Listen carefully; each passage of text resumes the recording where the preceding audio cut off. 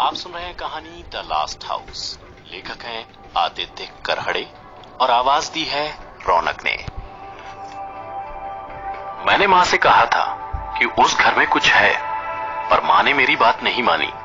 अगर मानती तो आज वो जिंदा होती। एक हफ्ते पहले हम उस घर में शिफ्ट हुए थे। हम पहले रेंट पर रहा करते थे, पर पापा के जाने के बाद हमारा वहां रहना मुश्किल हो गया। मकान मालिक का बेटा मुझे आए दिन छेड़ता। मैंने उसकी शिकायत मकान मालिक से की, पर बदले में उन्होंने मुझे ही गलत साबित करके हमें घर से निकाल दिया।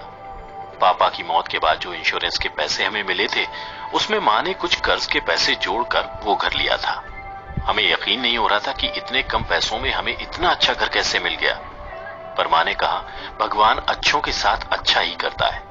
शायद ये घर हमारे ही नसीब में था। ये घर हमारे लिए एक सपने के समान है। पर मां ये बात नहीं जानती थी कि वो घर हमारे लिए कितना बुरा सपना साबित होने वाला था। हम तीनों घर में शिफ्ट हुए, मैं, मां और मेरी छोटी बहन रिया।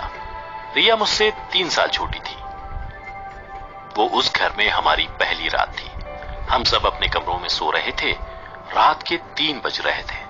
मैं पानी पीने उठी, सीढ़ियों से नीचे उतरी और किचन में गई। फ्रिज में से पानी की बोतल निकाली, पानी पिया और वापस अपने कमरे की ओर जाने लगी।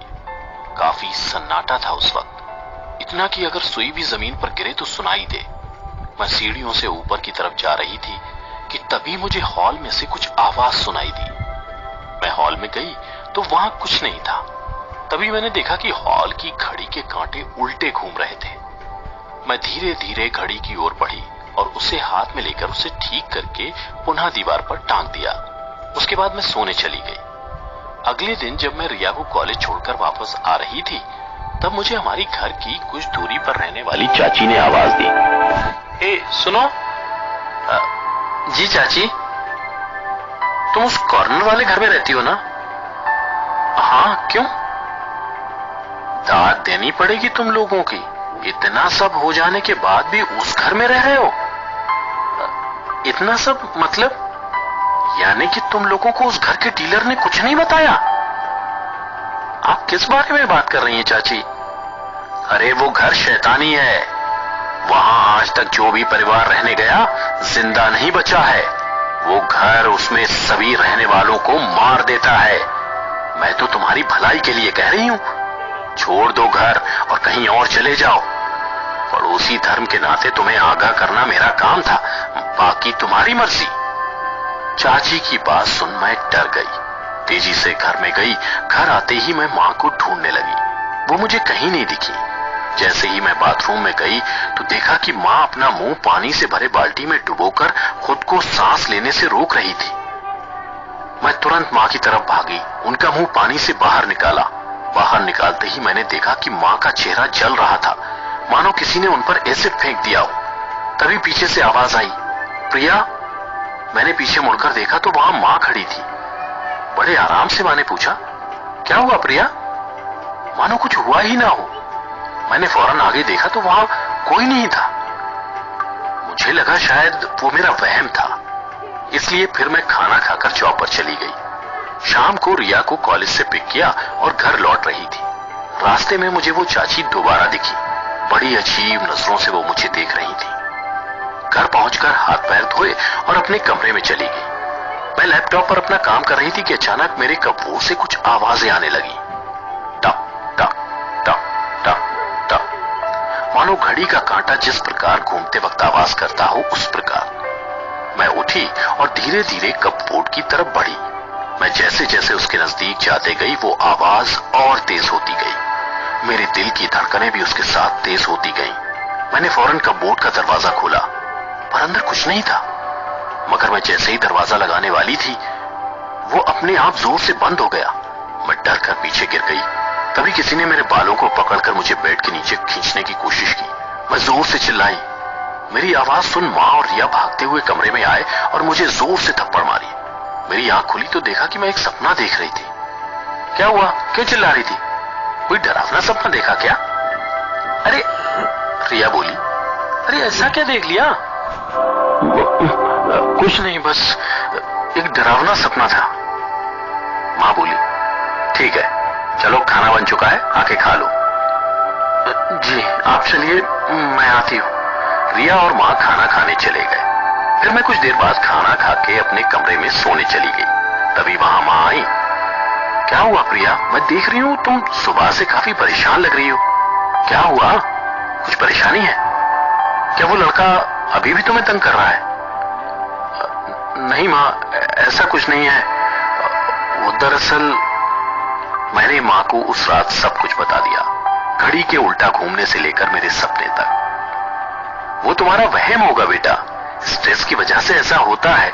और जहां तक पड़ोस वाली चाची की बात की जाए तो मुझे हमारे डीलर ने पहले ही बता दिया था कि यहाँ के काफी लोगों को ये घर खरीदना था, पर किसी तरह वो खरीद नहीं पाए, इसलिए वे इस घर के बारे में झूठी अफवाहें फैलाते हैं। अब तुम आराम से सो जाओ और कल ऑफिस से छुट्टी ले लेना, हम कहीं घूम कर आएंगे, तुम्हें अच्छा लगेगा।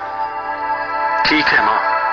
अगले दिन मैं और माँ हम दोनों मॉल घूमने गए। वहां हमने काफी मजे किए और बहुत सी शॉपिंग की। उसके बाद हम शाम को रिया को कॉलेज से लेते हुए घर लौटे। हमने खाना खाया और सोने चले गए। रात के 3 बज रहे थे। अचानक मुझे नीचे से कुछ गिरने की आवाज सुनाई दी। मैं नीचे आई तो देखा कि घर के पीछे का दरवाजा खुला हुआ था। मुझे लगा घर में कोई चोर घुस आया है। मैं धीरे धीरे किचन में गई, चाकू उठाया और हॉल में गई। हॉल में कोई नहीं था। फिर मैं धीरे धीरे सीढ़ियों के पास आई और ऊपर देखा। वहां से मुझे प्रिया के कमरे के बाहर एक डरावना साया दिखाई दिया। वो साया धीरे धीरे रिया के कमरे में गया। मैं डर गई। मैं फौरन दौड़ते हुए रिया के कमरे की ओर भागी। मैं रिया के कमरे पर पहुंचने ही वाली थी कि तभी उसके कमरे का दरवाजा मेरे मुंह पर जोर से बंद हो गया। मैं फौरन माँ के कमरे की ओर भागी, पर माँ अपने कमरे में नहीं थी। मैं दोबारा रिया के कमरे की ओर भागी और जोर जोर से दरवाजा पीटने लगी। तभी दरवाजा खुला और मैंने देखा कि माँ रिया का गला दबा रही थी। मैं दौड़ी और रिया को माँ से छुड़ाने की कोशिश करने लगी, पर माँ रिया को छोड़ने का नाम नहीं ले रही थी। मैंने माँ की तरफ देखा। उनका चेहरा मानो बदले की आग से उबल रहा था। मेरे पास और रास्ता नहीं था। मैंने पास रखे पानी के जग से माँ के सिर पर वार किया। माँ की पकड़ ढीली हुई। मैंने फौरन रिया को छुड़ाया और उसे लेकर भागने लगी। हम नीचे आए। मैंने डोर खोलने की बहुत कोशिश की, पर वो नहीं खुल रहा था। इसलिए मैंने पीछे के दरवाजे से भागने का सोचा। हम दौड़ते हुए पीछे के दरवाजे के पास पहुंचे। इससे पहले हम वहां से बाहर आते, उससे पहले ही वो दरवाजा अपने आप बंद हो गया और वो भी खुल नहीं रहा था। हम अपने ही घर में कैद हो गए थे। हम पीछे मुड़े तभी माँ पीछे से आई और हम पर लैंप से वार किया। रिया किसी तरह बच गई, पर वो सीधा आकर मेरे सिर पर लगा। मैं नीचे गिरी और बेहोश हो गई। मुझे तुरंत होश आया तो देखा कि माँ और रिया वहां नहीं है। मैं तेजी से ऊपर की तरफ भागी और देखा कि माँ से बचने के लिए रिया छत पर चली गई थी। उसके पीछे माँ भी थी। माँ रिया को पास बुला रही थी और कह रही थी, मेरे पास आओ बेटा, मैं तुम्हें कुछ नहीं करूंगी। नहीं माँ, आप मुझे मार डालेंगी। नहीं बेटा, मैं तुम्हें जरा भी दर्द नहीं होने दूंगी। उसे बाहर लाने के लिए मुझे तुम्हारी जरूरत है बेटा। आओ मेरे पास। नहीं, मैं जोर से चिल्लाई। नहीं रिया, वो माँ नहीं है, उनसे दूर हटो। माँ ने मेरी तरफ देखा। उनकी आंखें सफेद हो चुकी थी। वो अब हमारी माँ नहीं थी। वो दोबारा रिया की ओर बढ़ी। रिया उनसे बचने के लिए धीरे धीरे पीछे जा रही थी। तभी छत खत्म हुई और रिया नीचे गिरी, पर वो सीलिंग से लटक गई। माँ धीरे धीरे उसकी ओर बढ़ रही थी और उन्होंने रिया का हाथ पकड़ लिया। तू क्यों डर रही है? तुझे जरा भी दर्द नहीं होगा। माँ, उसे छोड़ दो प्लीज। देखो देखो, तुम्हारी बहन क्या कह रही है, तुम्हें छोड़ने को कह रही है। चलो ठीक है, तुम्हें छोड़ देती हूँ। और माँ ने रिया का हाथ छोड़ दिया। मैं चिल्लाई, रिया! तेरी बहन तो गई, अब तेरी बारी है। माँ भागते हुए मेरी तरफ आई। मैं अपने कमरे की ओर भागी और कमरे का दरवाजा बंद कर दिया। माँ जोर जोर से दरवाजा पीट रही थी। दरवाजे की कड़ी टूट गई और माँ अंदर आई। प्रिया, कहाँ हो बेटी प्रिया? देखो, अब तो तुम्हारी बहन भी नहीं रही। तुम अकेले जीकर क्या करोगी? आओ, मैं तुम्हें भी अपनी माँ और बहन के पास पहुंचा दूं। तभी मैं पीछे से गई और माँ की पीठ में चाकू घोंप दिया। माँ जोर से चिल्लाई और नीचे गिर गई। माँ बोली, मुझे माफ कर दे बेटा, मुझे तेरी बात मान लेनी चाहिए थी। नहीं माँ, आपको कुछ नहीं होगा। प्रिया भाग भाग, प्रिया अपनी जान बचा। उसे जो चाहिए था वो उसे मिल गया, वो आ रहा है, भाग प्रिया। इतना कहते ही माँ ने अपनी आंखें बंद कर ली। माँ के कहे मुताबिक मैं फौरन बाहर की ओर दौड़ी। भागते भागते मैं मेन डोर तक आई, दरवाजा खोला और जैसे ही बाहर पैर रखती उससे पहले ही मेरे पैरों को किसी ने खींचा। मैं नीचे गिरी। मेरे पैरों को पकड़कर कोई मुझे अंदर खींच रहा था। मैंने दरवाजे को पकड़ा पर मेरी पकड़ ढीली होती जा रही थी। एक समय ऐसा आया जब मेरी पकड़ छूट गई। तभी वहां चाची आई और उन्होंने मेरा हाथ पकड़ लिया। वो मुझे बाहर की ओर खींचने लगी और वो मुझे बाहर लाने में सफल हो गई। वो घर हिलने लगा मानो कोई भूकंप आ रहा हो। अचानक घर की सारी खिड़कियां टूट गईं और सब कुछ शांत हो गया। मैं फौरन रिया की ओर भागी। उसकी सांसें चल रही थी।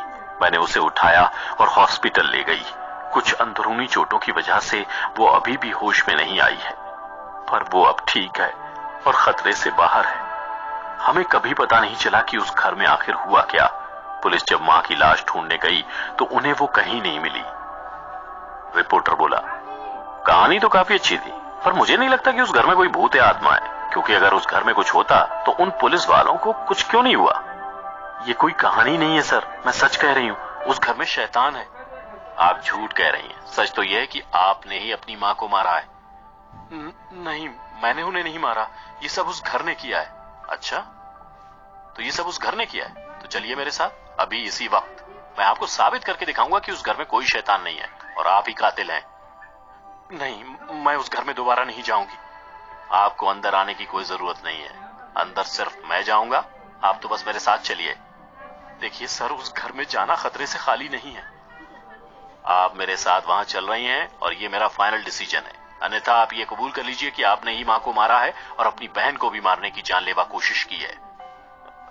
ठीक है, अगर आप यही चाहते तो मैं आपके साथ वहां चलने को तैयार हूं। प्रिया और रिपोर्टर दोनों उस घर के पास जाते हैं। क्या आप सच में अंदर नहीं आ रही? नहीं, मैं यहीं ठीक हूं। ठीक है।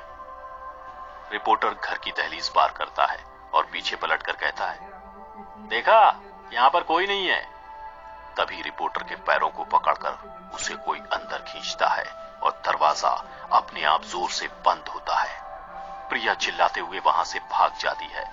कुछ देर बाद घर की खिड़की से रिपोर्टर का कैमरा बाहर फेंकता है, जिस पर खून लगा होता है।